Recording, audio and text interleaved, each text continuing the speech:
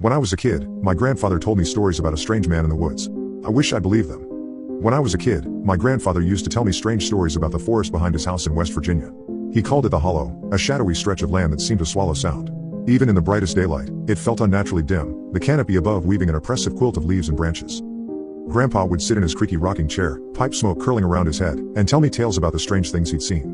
Most of them were harmless, glowing lights flitting between the trees or distant laughter with no source.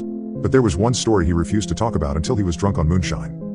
It was the story of the lantern maker. Back in the early 1900s, there was a man who lived alone deep in the hollow.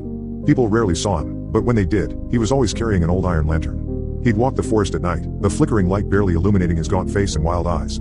Some said he was a hermit, others whispered he was a sorcerer. But everyone agreed he was dangerous. Local legends claimed he could weave strange things into existence with his lantern. It wasn't just light it cast, it was shadows, thick and alive.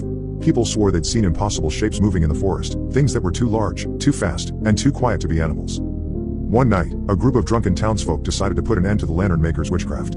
They armed themselves with pitchforks, shotguns, and torches and marched into the hollow. Grandpa said they never came back, not as men, anyway.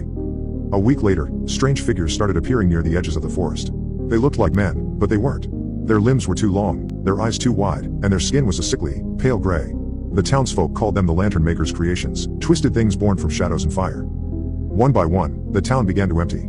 People packed up and left, terrified of what might crawl out of the woods next. Eventually, only Grandpa's family stayed, too stubborn to leave the home they'd built with their own hands. But one night, Grandpa saw him. He was just a boy, lying awake in bed when he heard the faint sound of wings. Not the flutter of birds or bats, but a deep, leathery whoosh that made his chest vibrate. Curious, he crept to the window and peered out. At first, he thought it was a tree, tall and black against the moonlight. But then it moved. It unfurled massive, tattered wings and turned to face the house. Its eyes, red and glowing like embers, locked onto Grandpa. I couldn't move, Grandpa whispered to me, decades later. I wasn't scared. I was just trapped. Those eyes held me, like they were pulling me out of myself. The creature stood there for what felt like hours before it finally lifted off the ground. The sound of its wings was deafening, shaking the entire house as it disappeared into the night. After that, Grandpa refused to go into the hollow. He said the lantern maker had made his greatest creation, a guardian for his woods. Years later, I forgot about Grandpa's stories. I grew up, moved to Chicago, and only visited him a handful of times before he passed. But recently, I had to return to West Virginia to settle his estate.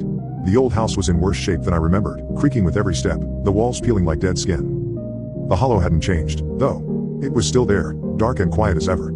Something about it drew me in, the way it always had when I was a kid. On my last night there, I decided to take a walk into the woods. I don't know why, nostalgia, maybe, or a foolish desire to prove to myself that Grandpa's stories were just that, stories. I brought a flashlight and a knife, feeling absurdly brave as I wandered deeper into the forest. The air was colder than it should.